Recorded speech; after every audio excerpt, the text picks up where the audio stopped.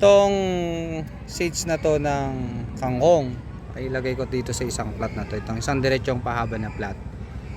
So ayan. Ito natin sa isang plat lalagay. So magandang araw. Ito yung mga kangkong. Ito yung itsura ng buto ng kangkong pag natanggal sa lagayan. Ito tatanim dito sa plat mahaba.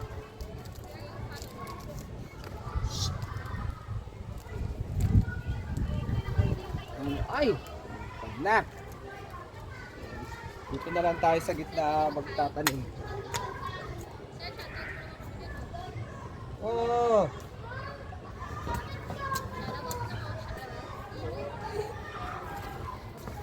So, dito lang tayo sa gitna. Kangkong. Oo, kangkong upland. Dala kaya ko ng bukas, ay sa Monday. Okay na, wag na. Ayaw mo nun, okra. Okay na. Hello. Ba't ang dami mo nilalagay, sir? Ah, konti nga lang.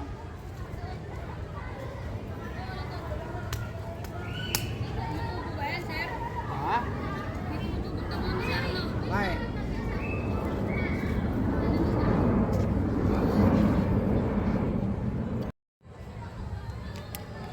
So, ito yung buto ng kangkong. Yan, oh. So, ito yung ano? Plastic niya. Yan. Ito. Yan. Hindi tayo sa dulo.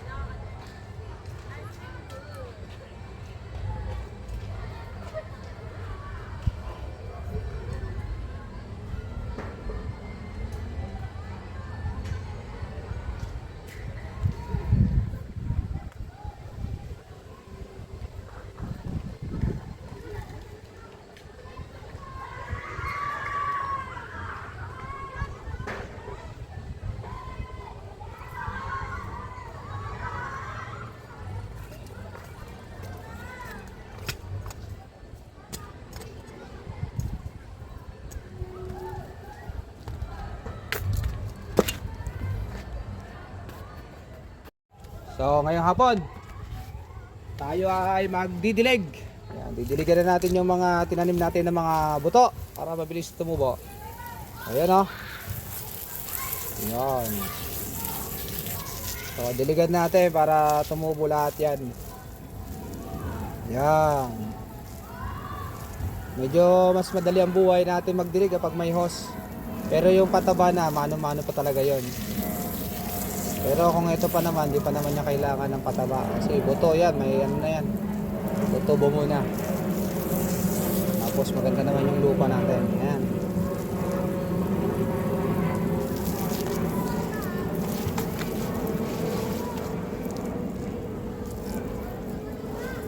Ayan o, kaya natin didiligan. Hanggang doon. Ito.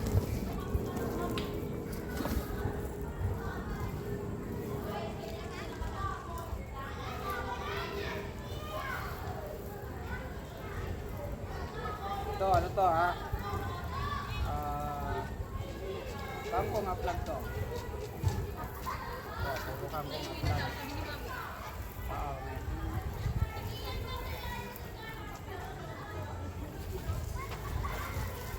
Dito naman ay ano to? Mustasa, pechay. Halo-halo na to. Halo.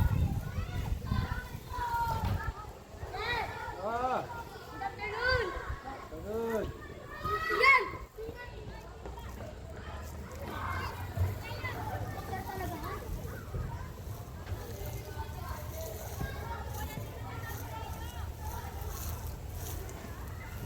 Yan talaga ang sikaw. Ha? Sipag mo, sir, para lang talaga sa ano. Siyempre. Para magmana kayo sa akin. Oo nga, sir. Hindi ka pa uwi sa Iris? Sige po, sir. Nakakatawa kasi sa daan. Bakit naman?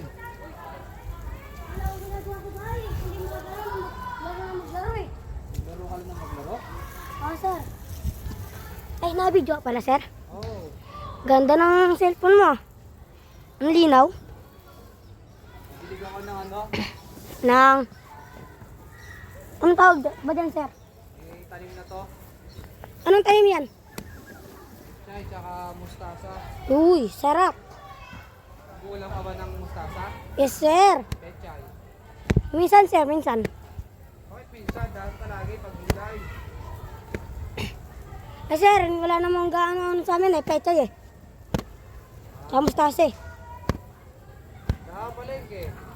Ay, hindi kami nabili nung sir. Nakapalengke, may nabibili daw ang gulay. Oo nga, sir, minsan. O kaya, sir, nag-ano kami malunggay. Gulay. Yun. Sarap din yun. Oo nga, sir. Sino ba yun?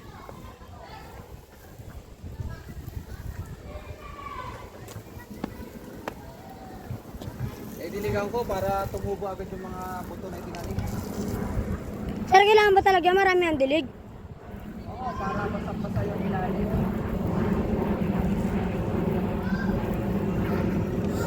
Kaya pala, sir, nung pinapadilig mo kami, dami mo pinapalagi na tubig. Para basang-basa hanggang doon sa ilalim. Baka, sir, malunod yan? Hindi. Di ba malulunod yan? Ano na, mainit na kasi yung panahon. No? Kakawin sa tulo. Ayan oh. Apat na plat na taniman na yan. Ayos. Ito si Brian, namimiss daw niya magdilig. Ito, dalawa sila eh oh.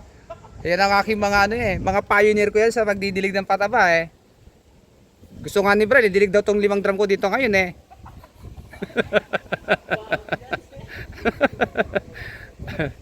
Ayan. Bisita ako ni Brian, tsaka ni ano pangalan mo na ulit? DJ. Ano nga favorite ako niyan. Pag klasiko eh, magdidilig na lang daw sila eh. Good morning, good morning. Ito na po. Napakaganda na po ng ating tanim na kangkong. Mula rito sa unahan hanggang doon po ay pwede na po siyang talbusan. So makikita nyo, napakaganda ng lago ng ating mga tanim dahil sa lupa na inilagay natin. Ito yung sikreto talaga, nasa lupa. Pag maganda ang lupa, maganda ang tubo ng tanim o ng gulay. Tingnan nyo naman, no? Isang beses nga lang natin to diniligan ng organic na pataba eh. Ayan, no?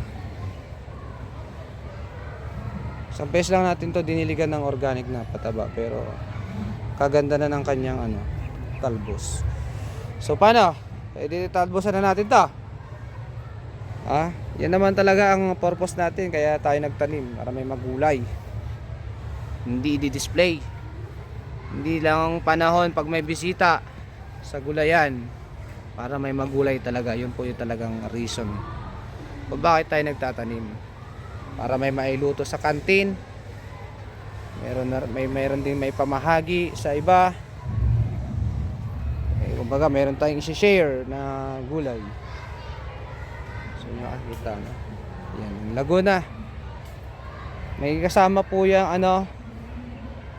mustasa sa kabilang side hanggang doon, no. Tapos dito sa kabilang side meron din kasamang mustasa po yan, no. Hanggang doon. Ayan, no. Makita nyo. May mustasa yan. Companion planting ang tawag natin dyan. Pero maganda kasi yung lupa. Ito na yung yung dahilan kung bakit maganda. Yung pagtambak natin ng lupa. Sama natin si Kuya Alex, si Tatay Manoy, si Kuya PJ, si Anton. So napakaganda na ng ating gulay.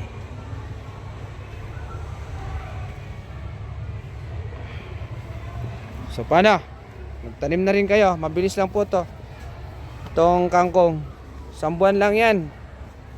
Kung minsan wala pa nga 1 buwan to eh. Yan o, lalaki na o.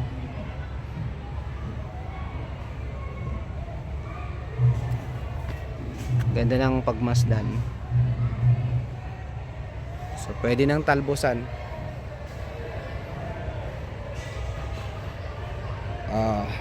Yung ating mga mustasa, labanos, ayan. Maliliit pa naman sila. Pero to talaga, pwede na talaga talbasan tong ating kangkong. So, magandang araw, tayo mag-harvest ng ano. Harvest tayo ngayon ng kangkong. Javier, uwi na? Uwi na? So, ganito lang ang pag-harvest natin.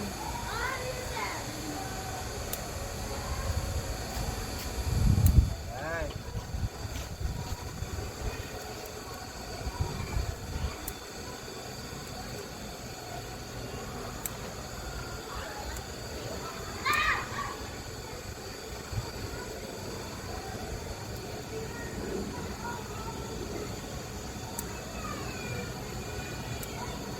Dapat kaninang umaga magka-harvest, kaso sabi ni mama, ngayon na lang para fresh. Pag uwi, hindi na siya Hindi, nag-stock. nagsisira. Dama na. Ay, nagsisira. Ayun o, di ba? Sipag ng aking teacher eh, oh. Ayan ha. Sipag. Hey, Sir, di ka nakita. hindi nakakita, nakakita naman ako. Oo. So ito yung ating ano, in-harvest. Bakit yung gamitin yung dyan? Alam ko. Ayan. So yan yung harvest natin. Yan, yan. Puro kangkong.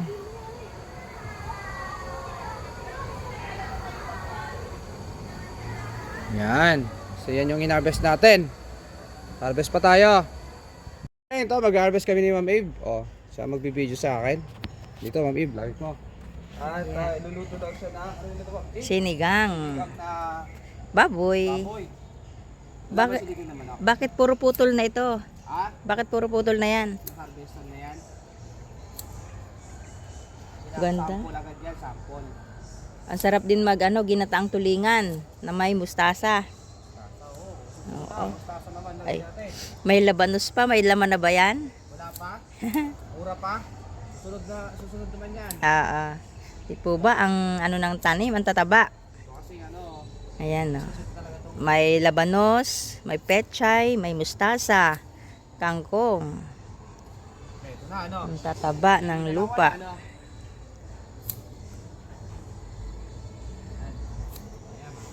Ayan. Tignan mo, okay na ba? Hindi pa? Okay na yan. Ha? Dami na. Okay na ba ito? Dami na. Ginisang pechay naman.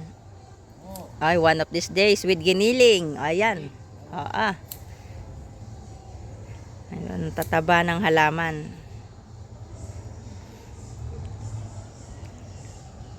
Okay na? Okay. Ito. Ang dami. Thank you, Sir Noel. Sa madaming gulay. Hawakan na ito na ni Ma'am Abe. Siyempre, dito ka Ma'am Abe. Ako na. Yan. Baka sabihin nila, binili na kayo sa palengke. Thank you sa fresh Yan. harvest Fresh. na gulay. Wala kaming nilalagay dyan na pesticide, insecticide. Pure organic. Yan. Kakawati. Kakawati organic fertilizer. Yan, yan ang sekreto yan. Tsaka yung magandang lupa. Yes. Ang tataba.